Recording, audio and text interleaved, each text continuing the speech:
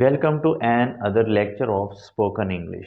Today I have brought a very easy and very important tips to improve your English spoken. बहुत से students ये कह रहे होते हैं कि हमारी इंग्लिश बेहतर नहीं हो सकती, हम अच्छी इंग्लिश नहीं बोल सकते. So I have brought very important tips for you.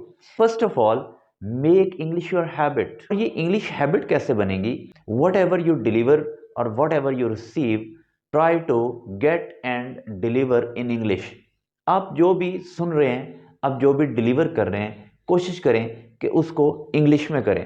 Most of the time जो चीज़ें हम गेट कर रहे होते हैं, जो चीज़ें हम ऑब्जर्व कर रहे होते हैं, वी थिंक, हम सोच रहे होते हैं. सबसे पहले अपनी थिंकिंग पे कंट्रोल करें. Try to think in English. मैंने एक और वीडियो बनाई है, how to start thinking in English. वो वीडियो ज़रूर देखिएगा. बहुत छोटी छोटी चीज़ें हैं, उनको आप सिंपली इंग्लिश में अपने माइंड में लेके आए. For example, you see many things when you pass through a bazaar, when you are at home, when you are with your friends. अब बहुत सारी चीज़ें देखते हैं और बहुत सारे वर्ड्स, बहुत सारे ऐसे सेंटेंसेस होते हैं जो आप दोस्तों के साथ बोल रहे होते हैं. So try to speak in English and try to think those words in English.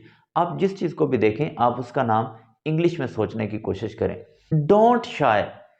आप शर्माए नहीं. You are doing mistakes, it's no matter. कोई मसला नहीं है, आप शुरू में मिस्टेक भी कर रहे हैं. Try to think and try to deliver in English.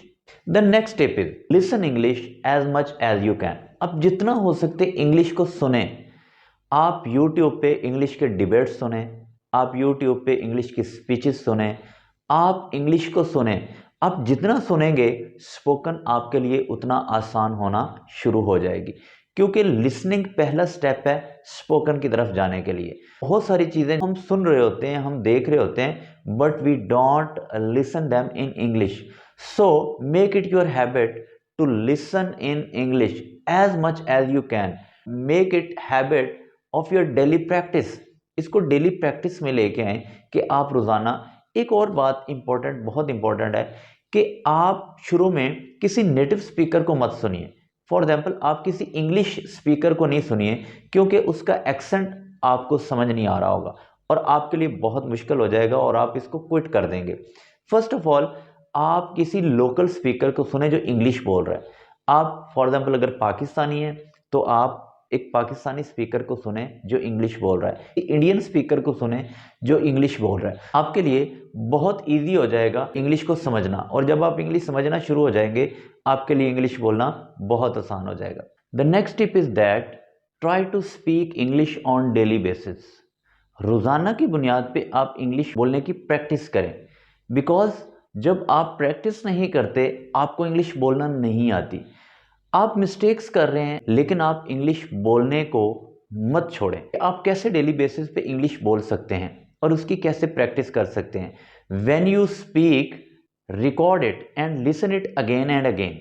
आप जब बोल रहे हैं, उसको आप रिकॉर्ड करें अपनी स्पीच को, और उसके बाद आप उसको बार बार सुनें. It will help you to improve your mistakes.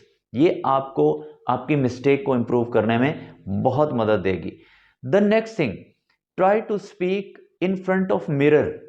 आप शीशे के सामने खड़े होकर बोलने की कोशिश करें, बिकॉज दुनिया में जो सबसे फेमिलियर इंसान होता है, वो इंसान की अपनी ज़ात होती है, और इंसान अपने सामने बहुत ज़्यादा कन्वीनियंस फील कर रहा होता है. Try to stand in front of mirror and speak to yourself. अपने आप से बातें करें, अपने आप से बोलें. It will encourage you. The third tip is that try to talk to a friend. एक दोस्त से बात करने की कोशिश करें. Try to talk to some of your family member. अपने किसी फैमिली मेंबर से आप डेली बेसिस पे, but practice it on daily basis. English बोलने की रोज़ाना की बेसिस पे आप प्रैक्टिस करें, तो ये आपके लिए बहुत ज़्यादा हेल्पफुल होगा. Tip number 4, never use translation method. Translation method आपने कभी यूज़ नहीं करना. यानी एक बात उर्दू में सोच रहे हैं और उसके बाद इंग्लिश में ट्रांसलेट कर रहे हैं. इससे आप बहुत ज़्यादा कंफ्यूज होंगे. बहुत से वर्ड्स ऐसे होते हैं जिनकी आपको इंग्लिश नहीं आ रही होती, और जब आप किसी और लैंग्वेज में सोच के उसको इंग्लिश में ट्रांसलेट करने की कोशिश कर रहे होते हैं, तो आपके माइंड को बहुत ज़्यादा वर्क करना पड़ता है, and it lower the speed of your thinking. Hope आप इनको ज़रूर ट्राई करें.